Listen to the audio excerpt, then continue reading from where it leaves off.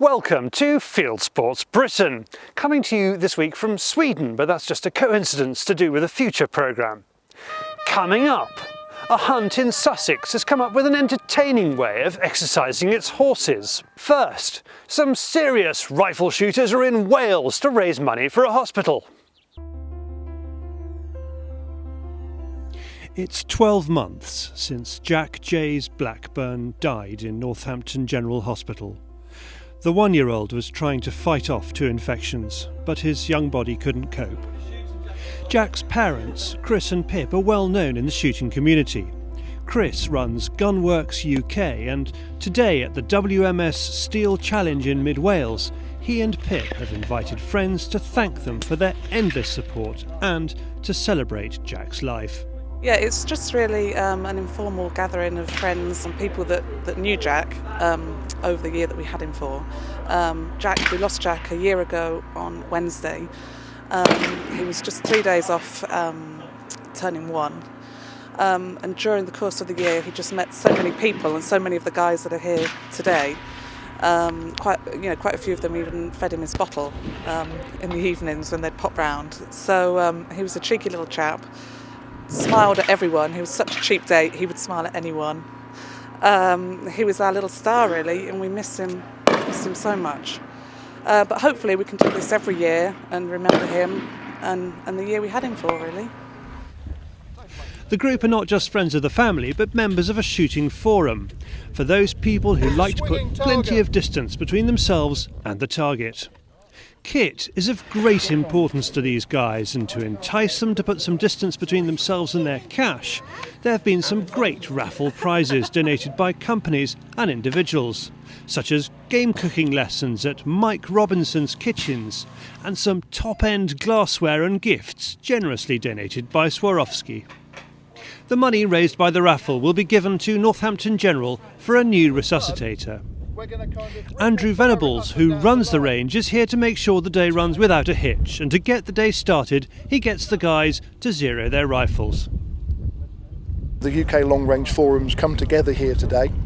We've got 20 people up. So John, my adjunct instructor, and I, we're taking the overview today. We're buddying people up with people who have more experience. Funnily enough, many of those people are people who have been up here a few times, and they've had a chance to put it all to the test. So the clients are kind of self-running today. We've got them working as pairs, we've got them working in small groups, because I believe that the essence of instruction is to empower the client.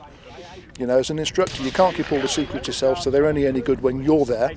You've got to pass it on, they've got to become good and self-fixing so they can go anywhere in the world and do it. On show are a host of different setups, and they're soon making an impression on the first set of targets. But then Andrew adds a bit of pressure. Each person will have 2 shots on a 300-metre target. So, Fieldsports Channel TV, hello there. We hear a lot of chat on forums about what goes on and people doing long-range shots. What we've got here is a 338-metre or 375-yard shot at a 10-inch or 25-centimetre metal plate, which is going to rock if it's hit properly, and there's enough signature around it to give people a rough idea of what's going on. We've got 20 notable shots here. Everyone's got a nice expensive rifle, they've all got Gucci scopes, they've all got ballistic data. So here is the truth on Fieldsports Channel TV.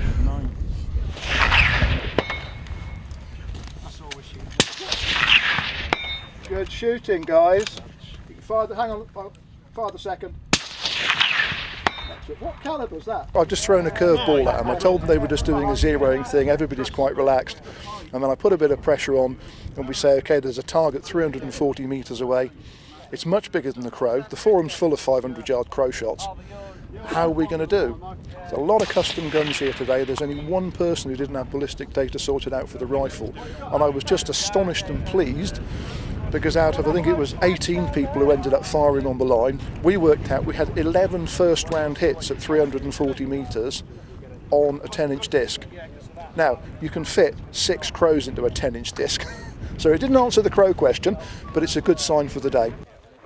While the shooters lick their wounds or beat their chests, Pip and her daughter Maisie are busy getting the lunch sorted.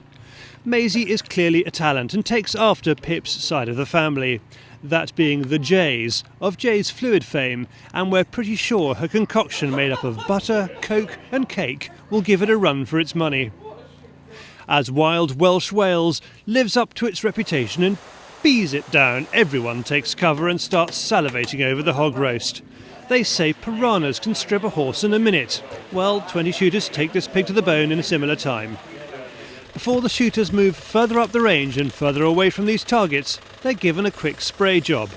The main target for the guys who are experienced shots is the Marco Polo sheep. They'll be trying to make hits at about 1,000 metres. For Grousemore gamekeeper Richard, having confidence of making long-distance kills is vital given the terrain he covers. He relies on Swarovski for spotting on the moor and one of Chris's custom barrels to make sure he completes the job. Especially with the grouse job, we're in moorland situations, so it's not like shooting at 100, 150 yards, which you might get in the south of England. Also on the pheasant shoot. So moorland, it's windy conditions which you get here.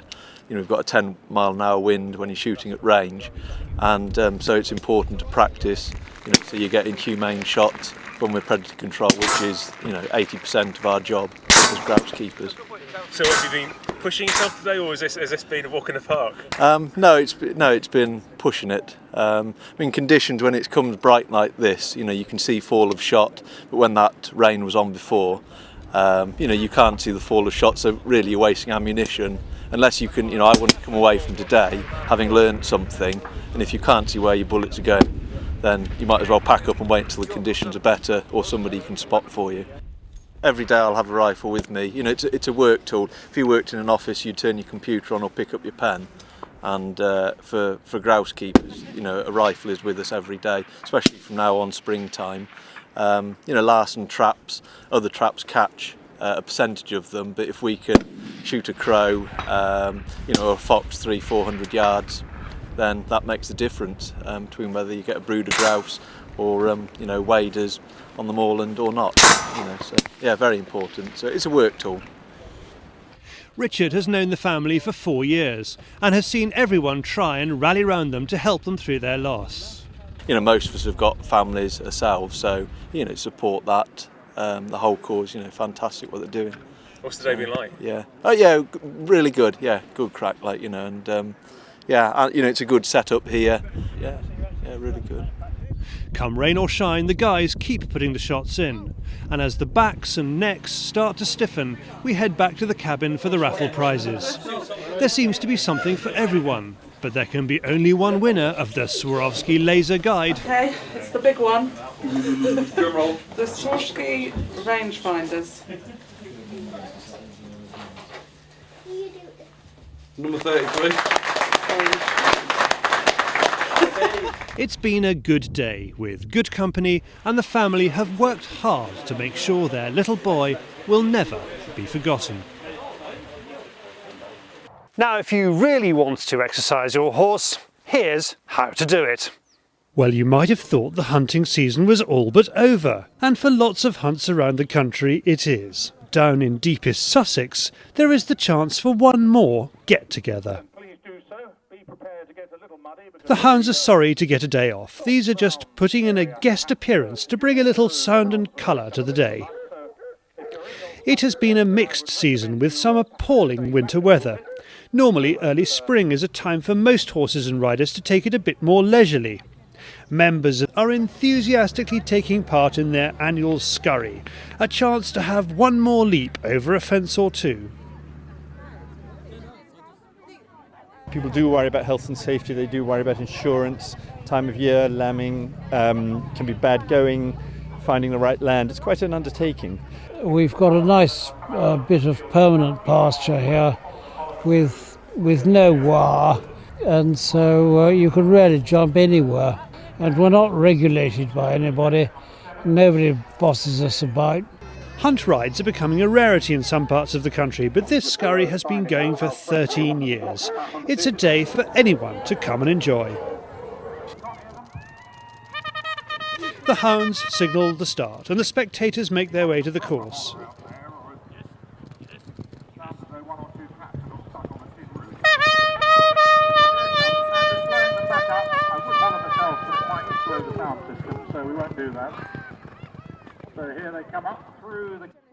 There are no rails and very few markers to indicate the route, but hopefully the participants have been well briefed. Here they are in from the adjoining field on the left. As with all hunt rides, the only people who really know what's going on are the riders. This is the only scurry in the southeast. Elsewhere in the country, the Melton Hunt Club ride in Leicestershire is well known.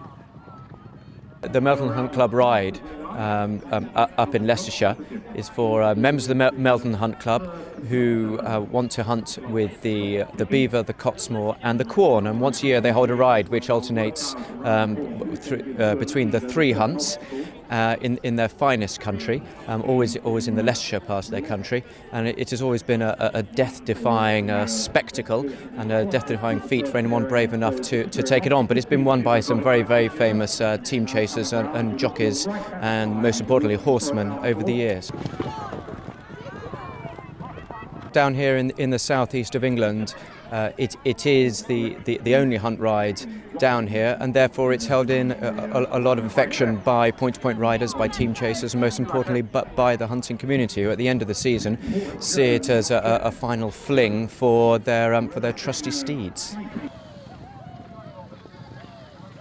It's certainly the talk of the hunt.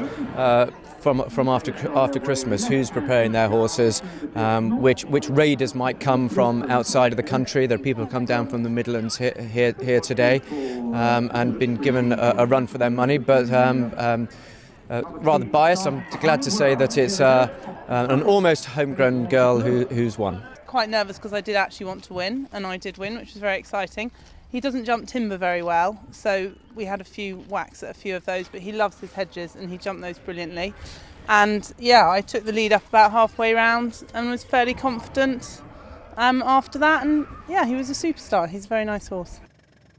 So is the future of the scurry assured? Here's a former editor of the Daily Telegraph to answer that question. If you keep going, you see, you do build up a reputation, and people actually quite want to take part, and they get competitive about it, and they remember what somebody did the year before, and so on. So if you can hold on to that, I think it's important to keep the continuity. I think it would be very hard if you stop for a bit to start again. But I really hope they thrive, because they are incredible fun and they pull us all together. And of course, there's no greater pleasure than watching your friends fall off. So it is unique. I was slightly ambitious on the angle. Her horse ran out, and my horse followed. Well, I managed to take out the corner post with me as well, but fortunately not with my face this time as I did last time. I was trying to work out whether I'm going to try and do it next year, and now I'm looking at it closely. I'm not encouraged.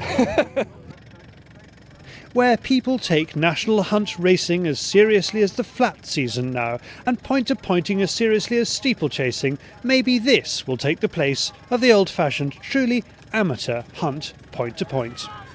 Well, we're back next week. This has been Fieldsports Britain. Very cold in Sweden. I'm going home.